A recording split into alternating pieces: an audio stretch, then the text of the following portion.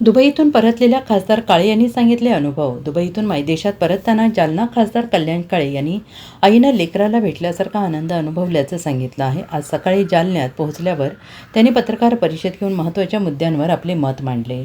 खासदार काळे यांनी म्हटलं आहे की दुबईत असताना त्यांनी सरकारला मदतीसाठी मेल पाठवला, पण कोणताही प्रतिसाद मिळाला नाही. जर माझ्यासारख्या खासदाराची अशी अवस्था असेल तर सामान्य नागरिकांची परिस्थिती काय असेल, असंही ते म्हणाले. याशिवाय जालना महापालिका स्वीकृत नगरसेवक निवडणुकीत गद्दारी करणाऱ्यांवर कडक कारवाई करण्यात येणार असल्याचं त्यांनी म्हटलं आहे आणि या संदर्भात शहर अध्यक्ष आणि जिल्हाध्यक्ष वरिष्ठांकडे अहवाल पाठवणार असल्याचं त्यांनी स्पष्ट केलं आहे.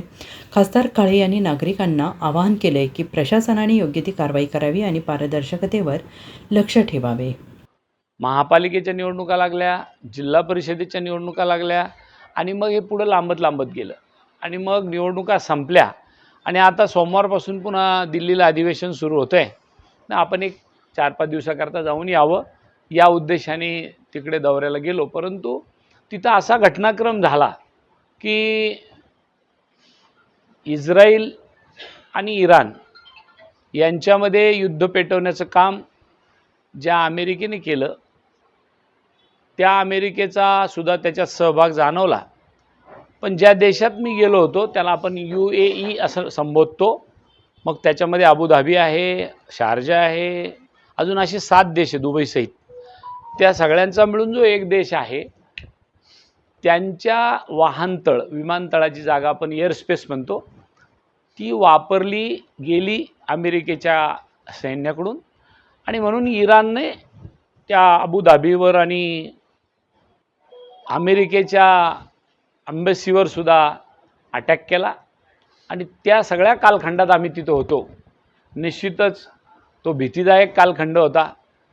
आता आपण आपल्या घरी परत जाऊ की नाही अशी परिस्थिती निर्माण झालेली होती.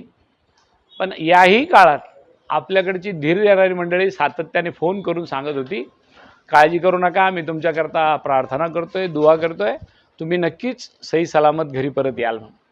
अशा पद्धतीचा हा दौरा.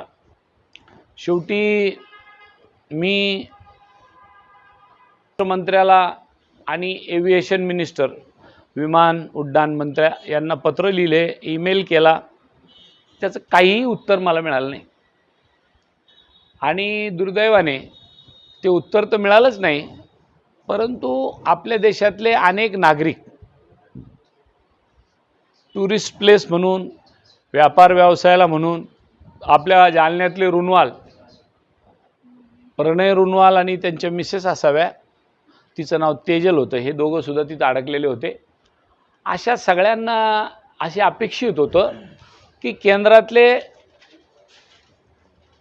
परराष्ट्र मंत्री आणि केंद्रातले एव्हिएशन म्हणजे उड्डाण मंत्री ते एक कॉमन पत्रकार परिषद घेतील आणि त्या पत्रकार परिषदेला संबोधित करतील की काळजी करू नका, एवढी संख्या आहे UAE मध्ये गेलेली आपल्या देशातली टुरिस्ट म्हणून, त्यांना परत आणण्याच्या दृष्टीने आम्ही विमानाची व्यवस्था करतोय, आम्ही तिथल्या दूतावासाला सांगतोय, तिथल्या एम्बसीला सांगतोय, ही विमान येणार आहे, एवढे लोक आम्ही परत आणणार आहे, आणायला 4 दिवस लागतील, 2 दिवस लागतील, कोणी काळजी करू नका. अशा पद्धतीची एक पत्रकार परिषद मला तरी अपेक्षित होती. पण मी दिलेल्या मेलला तर साधं उत्तर आलं नाही आणि पत्रकार परिषदेचा तो फार दूरचा विषय होता. म्हणून मला वाईट या गोष्टीचं वाटलं. उलट पक्षी दुबईच्या आणि UAEच्या गव्हर्नमेंटने आलेल्या सगळ्या टुरिस्टला सांगितलं, ज्या दिवशी तुमची हॉटेलची बुकिंगची तारीख संपलेली असेल आणि तुम्हाला इथं आता युद्धजन्य परिस्थितीमुळे इथं राहावं लागत असेल तर तिथून पुढचा सगळा खर्च सगळ्या टुरिस्टचा आमचं सरकार भरेल. आणि त्यांच्या सरकारने तो खर्च द्यायला सुरू केला होता. नो डाऊट ज्यांच्या हॉटेलच्या तारखा संपल्या होत्या त्याच्यासाठी ते होतं, परंतु त्यांनी किमान ती काळजी घेतली. आपल्या सरकारने साधी एक पत्रकार परिषद घेऊन हिम्मत, हौसला अफजाई ज्याला आपण म्हणतो, ती हिम्मतसुद्धा दाखवली नाही की किमान आपण यांना असं करू. काय होणार होतं, आपल्या देशातल्याच नागरिकाला परत आणायची परिस्थिती होती.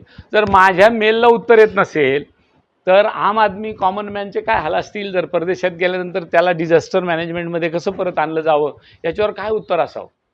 हा दुर्भाग्य आपल्या देशातले जे कारभारी काम करताय.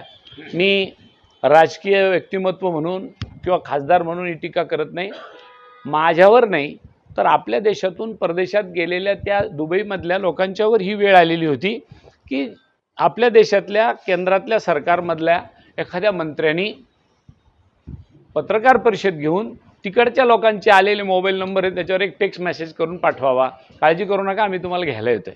परंतु दुर्दैवाने तसं काही झालं नाही, हेही मला या ठिकाणी आपल्याला सांगितलं पाहिजे. आणि त्याचबरोबर मात्र तिथले जे आपल्या भारतातल्या दूतावासात ब्युरो रिपोर्ट SBN मराठी, कल्याण.